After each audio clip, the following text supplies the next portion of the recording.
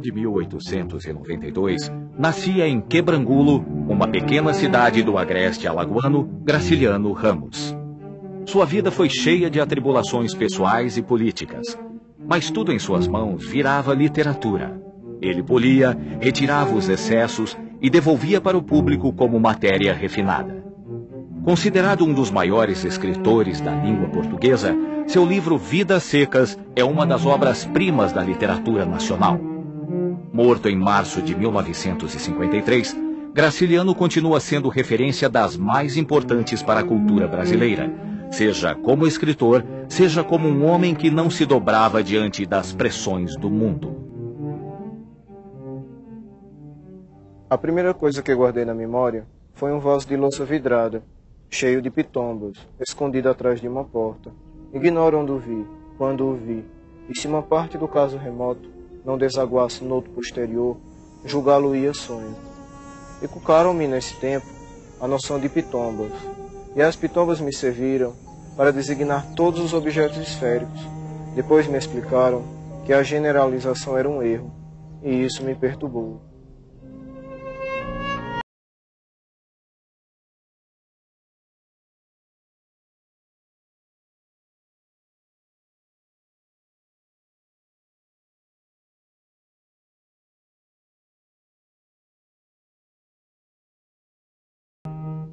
Graciliano, a meu ver, é uma das figuras centrais da literatura brasileira, né? Quer dizer, a nossa literatura já tem, vamos dizer, grandes nomes, né? Grandes obras.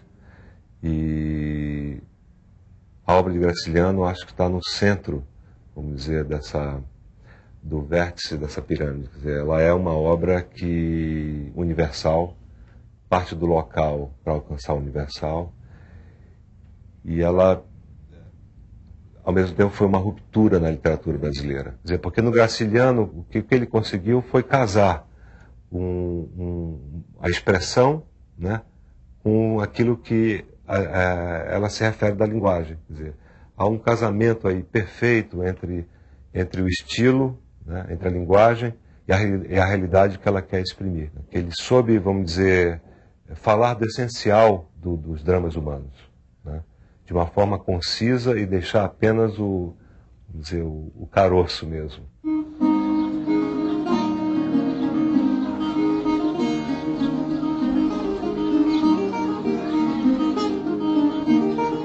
No ano de 1892, no dia 27 de outubro, nascia em Quebrangulo, uma pequena cidade do agreste alagoano, Graciliano Ramos. Filho de Sebastião Ramos e Maria Amélia Ramos, ele foi o primeiro de uma família de 16 filhos. Quando Graciliano tinha 2 anos de idade, a família se muda para Buíque, cidade no interior de Pernambuco. Buíque tinha a aparência de um corpo aleijado. O largo da feira formava o tronco. A Rua da Pedra e a Rua da Palha serviam de pernas, uma quase estirada e outra curva, dando um passo, galgado, um monte. A Rua da Cruz, onde ficava o cemitério velho, constituía o braço único, levantado, e a cabeça era a igreja, de torre fina, povoada de corujas. Em 1900, Graciliano muda com a família para Viçosa, em Alagoas, indo em seguida para Maceió, onde continua seu estudo. Ele não concluiu aquele antigo 2º grau. Ele não concluiu o que seria hoje ensino médio. Ele não chegou a concluir. Eles todos se mudaram, a família toda se mudou para Palmeira, e o pai era negociante. Ele, enquanto estava na loja do pai, ele se esmerava na literatura. Essa paisagem da infância, vamos dizer, que é crucial para o escritor. Quer dizer, o que ele vivenciou naqueles momentos vamos dizer, de formação. Quer dizer, quando ele também conhece o mundo e se conhece para o mundo, quer dizer, quando ele se abre para o mundo. Aos 11 anos experimentei grave desarranjo. Atravessando uma porta, choquei no batente, senti dor aguda. Examinei-me, supus que tinha no peito 2 tumores. nasceram-me pelos, emagreci, e nos banhos coletivos no Paraíba, envergonhei-me da nudez. Em 1915, aos 22 anos, parte para o Rio de Janeiro, onde trabalha como revisor e cronista em alguns jornais cariocas. Os primeiros escritos do Graciliano Ramos são escritos de jornal. Eles têm uma relação assim bastante estreita com a literatura realista do século XIX, né? Sobretudo com essa de Queiroz. Neste mesmo ano, por causa de um surto de peste bubônica, que matou alguns familiares seus, ele retorna para Palmeira dos Índios. Um dia saiu 3, morreu 2, enterraram. No mesmo instante, depois morreu outro, aí levaram. Ficava e o povo trancava a porta. Ainda em 1915, casa-se com Maria Augusta, com quem tem 4 filhos. Mas ela viveu tão pouco. Quando Maria Augusta, filha, nasceu, ela morreu de parto. Viúvo, Graciliano permanece em Palmeira dos Índios, trabalhando na loja de tecidos da família e dando aulas para as crianças. Eu agradeço o que eu sei hoje, assinar meu nome a ele. Apesar do pai me botou em vários colégios aqui, eu, pelo menos pela prática, aprendi o resto. Em 1927, conhece Heloísa, sua segunda esposa. Neste mesmo ano, entra para a política. Em 1928, ele foi prefeito aqui de Palmeira dos Índios. Em 1928, passou 2 anos na prefeitura. Depois ele mesmo se demitiu da prefeitura. Seus relatórios são conhecidíssimos, não é? Para aquele tempo, ele escrevia bem. Eu acho que a linguagem, o estilo dos relatórios já, vamos dizer, já aponta ali para um grande escritor. Eu acho que os relatórios serviriam assim como uma espécie de pré-texto, de texto que antecede o que vem depois. Excelentíssimo senhor governador, trago a Vossa Excelência um resumo dos trabalhos realizados pela Prefeitura de Palmeiras dos Índios em 1928. Não foram muitos, que os nossos recursos são exíguos. Assim minguados, entretanto, quase insensíveis ao observador afastado que desconheça as condições em que o município se achava, muito me custaram. Então, todos os jornais do Rio, os melhores jornais, publicaram esses relatórios. E caíram nas mãos do Augusto Frederico Schmidt, né, que era editor. E leu e achou que ele estava diante de um romancista, que esse autor desses relatórios, esse prefeito, devia ter um romance na gaveta. E ele tinha mesmo, que era Caetés. Após a renúncia, Graciliano Ramos muda para Maceió, onde assume o cargo de diretor da imprensa oficial e faz contato com escritores e intelectuais que integraram a chamada Geração de 30. O Graciliano Ramos, ele é localizado pela história literária nessa fase do modernismo, né? A segunda fase do modernismo, que é chamada, não é, do romance regionalista, ou então do ciclo do romance nordestino. Na verdade, a questão da linguagem modernista já está mais incorporada, deixa de ser a grande bandeira, e a questão política aflora, não é? Especialmente na prosa, que é, na verdade, o gênero que mais se destaca nesse momento, com particularidades muito próprias. Em 1934, depois do sucesso de seu primeiro romance, Caetés, Graciliano Ramos publica São Bernardo. Depois ele é nomeado diretor da Instrução Pública, né, do Estado de Alagoas, que era o secretário de Educação. Né? E é dessa função que ele é levado preso em 1936.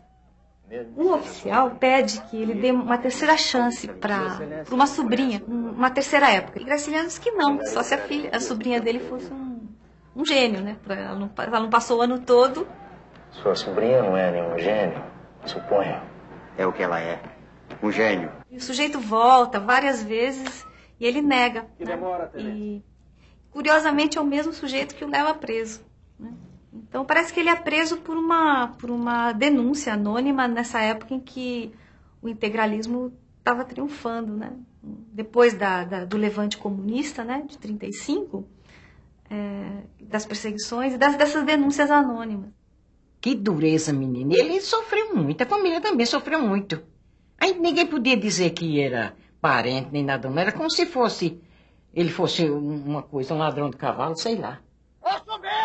Durante sua prisão, é publicado Angústia, seu terceiro romance.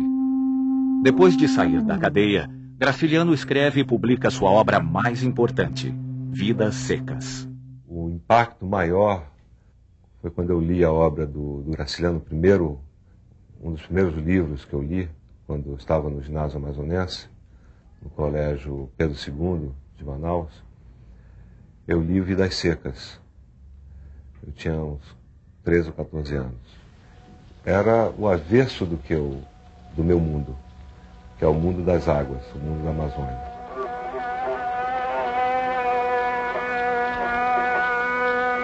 Em Vidas Secas você já vê ali o drama a partir do começo, né, do livro. Quer dizer, eles já são retirantes, quer dizer, a condição deles vamos dizer, de classe social, né, é a mais adversa possível, né? Quer dizer, eles são proprietários, vamos dizer, temporários, efêmeros, daquela fazenda abandonada, né? Mas depois, como se fosse um ciclo, né? Um ciclo de bonança e, ao mesmo tempo, de seca, né? De miséria, eles vão caminhando, vamos dizer, nesse ciclo até vamos dizer, a retirada final, essa abertura final para a cidade, que deixa essa esperança muito longínqua, eu acho que muito esfumada aí, muito vaga. Eu diria que é quase uma desesperança.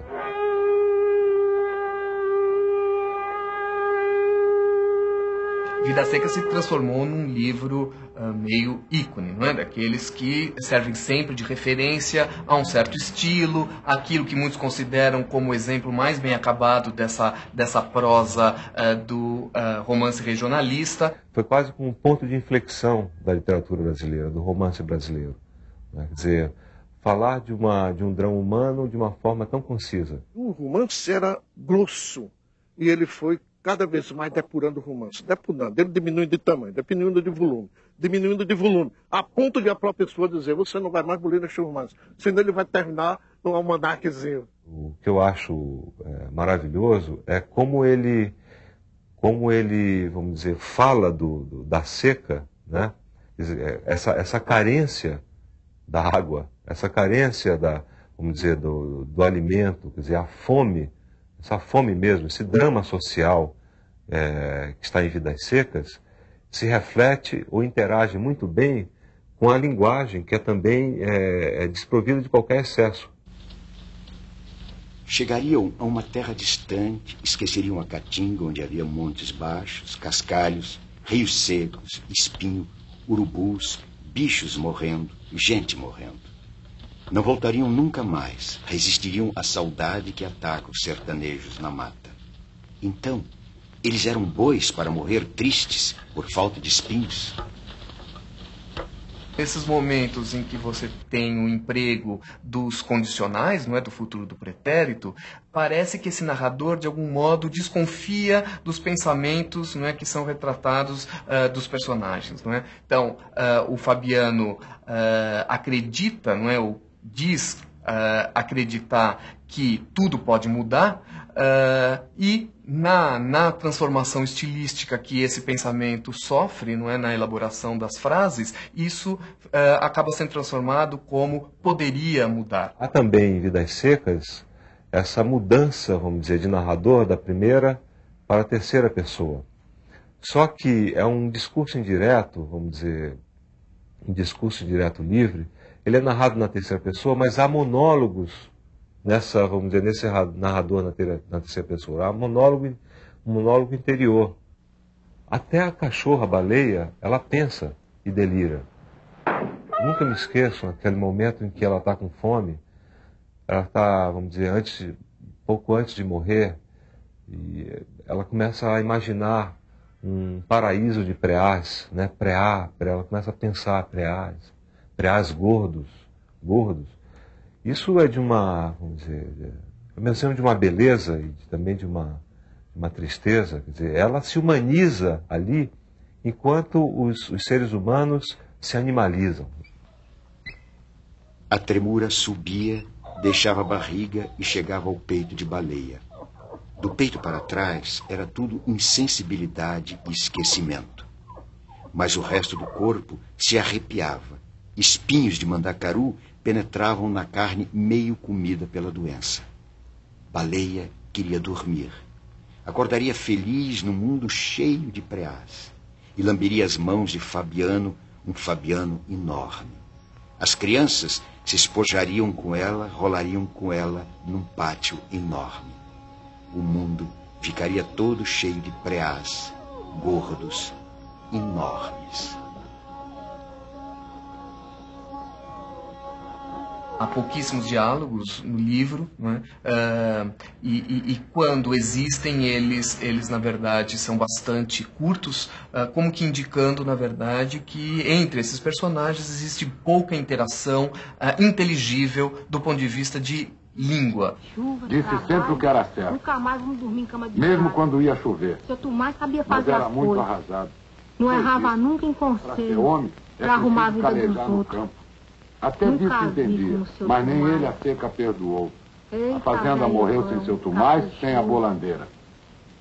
Um dia vamos ter uma cama de couro, igualzinha de seu Tomás. Em Vidas Secas nós encontramos o ser humano, que é reduzido a um ser humano baixo, a um bicho, começa até a grunir. Vezes muitas, sim, a Vitória está grunindo. E justamente Fabiano, da mesma maneira. E finalmente eles se coisificam, se tornam coisa. Que quer dizer, nem falam mais.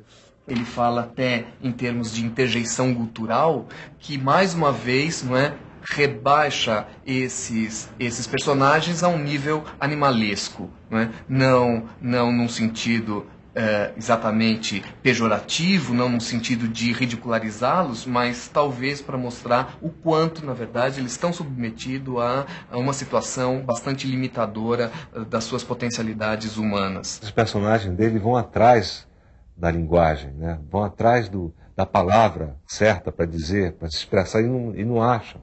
Né?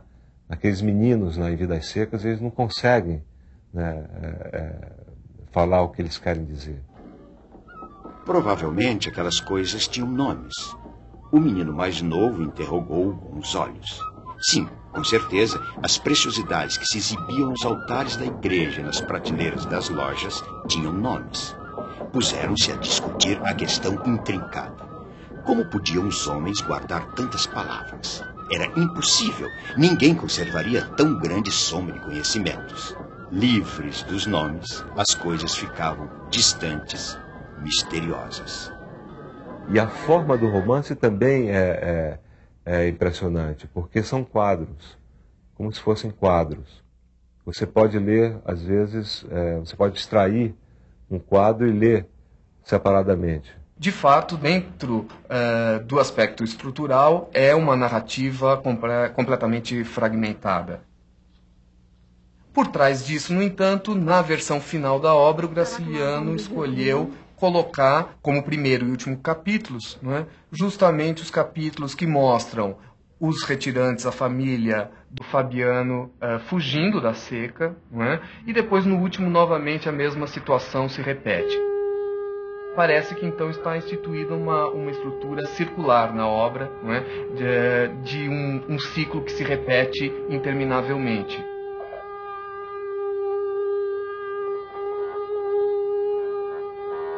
Vidas Secas é um romance que pode ser estudado sobre vários ângulos. Pelo lado da forma, pelo lado do conhecimento da região, do drama social humano, de um jovem brasileiro, né, que percebe que ali há um drama que perdura. Né? Como eu falei, quer dizer, há ainda, o Brasil é também um Brasil de muitos fabianos ainda. Né? E pelo lado da linguagem também. Ali há um vocabulário que um jovem muitas vezes desconhece. Né? Um jovem acostumado vamos dizer, só a imagem visual, né? Ele desconhece aquela linguagem, aquele vocabulário. Então isso enriquece muito, porque Ele está dando uma enorme contribuição para a língua brasileira, para a língua portuguesa, né? Para a língua portuguesa, que tem a ver com a fala de sertanejo e tem a ver com a construção também do próprio Graciliano. Em 1937, é iniciado o Estado Novo. Getúlio Vargas tenta se perpetuar como presidente. Os estados perdem autonomia. Graciliano para de escrever romances, se dedicando aos contos, narrativas infantis, crônicas e, principalmente, memórias. Ele está escrevendo memórias na ficção e, ao mesmo tempo, está escrevendo ficção nas memórias. Quer dizer, nem tudo nas memórias é confiável, né? Muita coisa do memorialista também é uma ficção, né? E essas fronteiras entre a ficção e a memória são geralmente fronteiras não muito rígidas, fronteiras, vamos dizer, maleáveis. Nós somos alimentados pela memória. Quer dizer, a meu ver, não existe literatura sem memória. Em março de 1953, enquanto escrevia Memórias do Cárcere, Graciliano Ramos morre. Um câncer no pulmão paralisava a caneta do homem que tirava os brincos da literatura. Ele sofreu muito, gente. Teve tuberculose tanto tempo, câncer no pulmão. Essa parte sofrida dele não se fala. Ele sofreu muito, e moço ainda. Ele, tradicionalmente, de uma família burguesa, ter o comportamento de esquerda, ter as ideias dele de esquerda, e se conservou de esquerda, passando de socialista até comunista quando foi preso, e conseguiu todos os espaços dele por conta dele. Era uma pessoa de uma inteligência privilegiada, ele era autodidata, todo mundo sabe, falava vários idiomas e conseguiu aprender isso sozinho. E eu acho que essa inteligência, essa perseverança, essa dignidade do Graciliano é o que fez ele o grande escritor que é. Memórias do Cárcere, livro que descreve a experiência de Graciliano Ramos durante seus 10 meses de prisão, é publicado póstumamente. Memórias do Cárcere é um livro que daria em manuscrito cerca de 900 páginas. Esse livro, se ele dispusesse de tempo, provavelmente ele teria mudado do princípio ao fim. Era a prática normal dele. Muitas vezes por trás daquela frase, daquele parágrafo, ele tem páginas inteiras de trabalho, né, de lento, em que ele vai reescrevendo e condensando. Então a escrita dele é muito condensada, muito carregada de sentido. Isso é um trabalho lentíssimo. Não é só que ele leva 7 anos para escrever um livro, né? Porque ele volta àqueles originais, ele passa limpo, risca, reescreve, usa as entrelinhas, né? E é muito bonito estudar os manuscritos, porque a gente vai vendo as metáforas sendo formadas.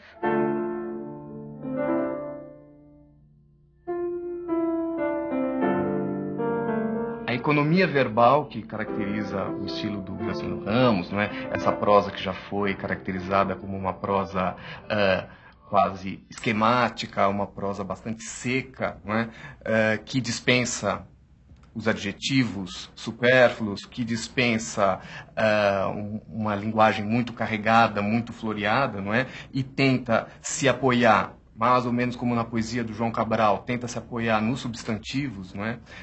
Esse estilo, ele de algum modo é marca, sim, desse universo bastante seco, não é? Do qual ele fala, seco no sentido de um universo de poucos risos. Uma boneca traçando linhas invisíveis num papel apenas visível merece pequena consideração. Desci, pois, em paz com Deus e com os homens. O reaproveitamento da obra do Graciliano Ramos pelo cinema, não é, no momento do cinema novo, não se dá em vão. Acho que ela ocorre justamente em função dessa consciência crítica face ao país e face a certas realidades pouco expostas até então do próprio país, não é, que no Romance de 30 você, de algum modo, teve denunciada pelos autores. Tudo influenciou na obra dele, o ambiente, até a vida dele, as conversas que teve na loja, que ele ouviu, e que ele depurou na sua linguagem, que foi justamente um aprimoramento do modernismo.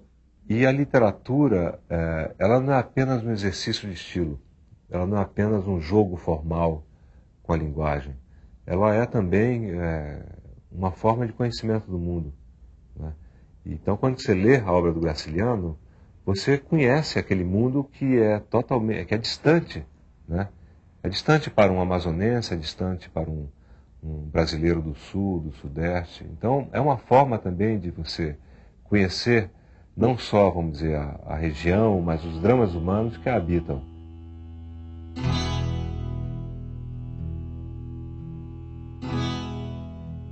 O mundo da linguagem, na obra do Graciliano, é também o mundo, vamos dizer, de um certo Brasil, né? Geográfico, social, econômico, né? Humano.